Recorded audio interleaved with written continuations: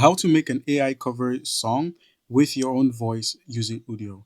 The first thing is to understand Udio's current limitation. So at the moment, Udio does not support uploading your own voice to create a voice clone for AI cover songs. Instead, Udio lets you use voices from its built-in voice library or from eligible songs you've previously created in Udio. Now, there is another option you could try, which is uploading your own song, your own audio.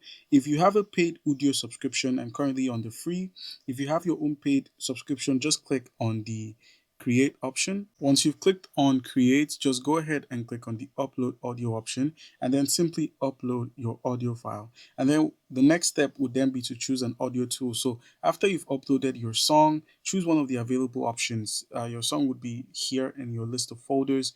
You would then get an option to either extend the song, have sessions with it, style the song, edit, remix.